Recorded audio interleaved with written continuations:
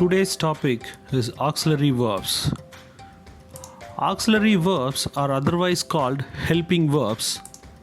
It helps the main verb to express the tense of the sentence.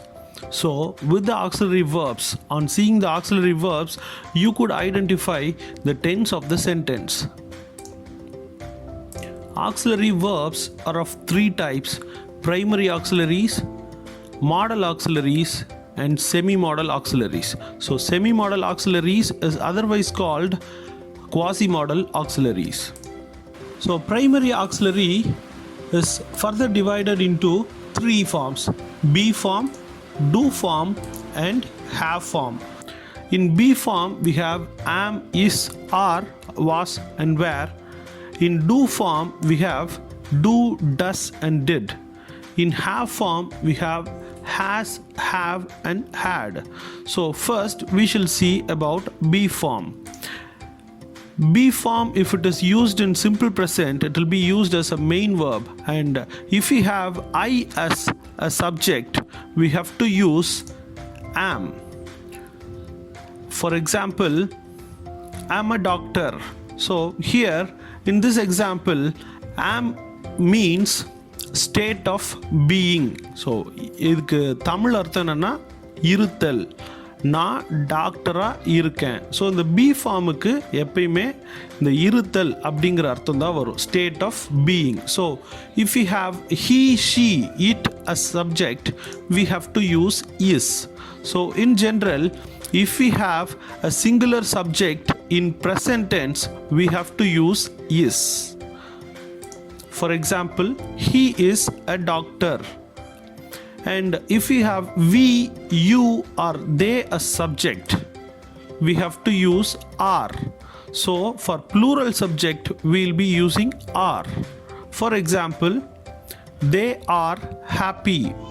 So if we have I as subject, we have to use am, and if we have he, she, or it as subject, we have to use is, and if we have we, you, or they as subject, we have to use are. Same rule applies for present continuous too. So we'll be using those same words. For example, I am writing a letter, and then he is writing a letter. They are writing exam. So we have used those same words, but in addition to that, we have used present participle, which means verb plus ing. Here writing is the present participle. So in present continuous, we will be using be form plus present participle. And the next one is be form in past tense. So if we have I in past tense, we have to use was. For example, I was very happy yesterday. So and if we have he, she, or it in past tense, we have to use was, which means was should be used with singular subject. For example, he was very happy yesterday. And then if we have we, you, or they, we have to use were. So for plural subject, we will be using were. For example, they were very happy yesterday. So for singular subject, we will be using was, and for plural subject, we will be using were. In do form, do and does is used in simple present.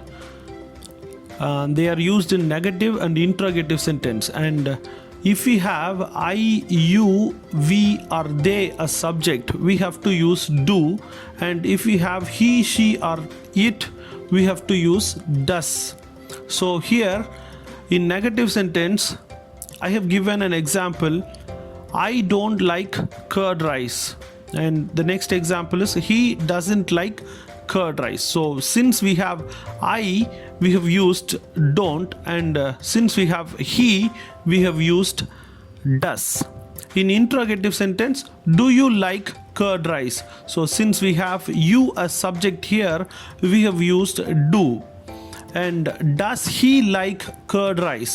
So since we have he as subject, we have used does. So what do you like? And the next one is did, and did is used in simple past, in negative and interrogative for any subject. So for example, I didn't sleep last night, and then in interrogative, did you sleep last night?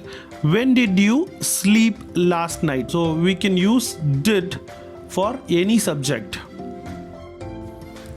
And next one is have form, and in have form we have has, have and had.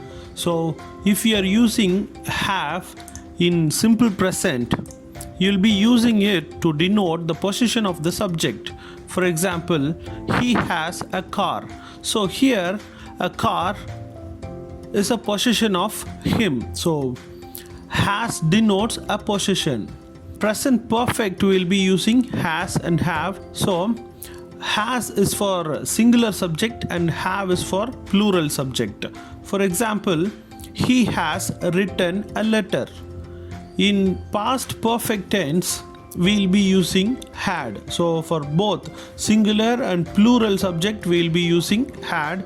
For example, they had finished their game when he reached. So that's all about auxiliary verbs.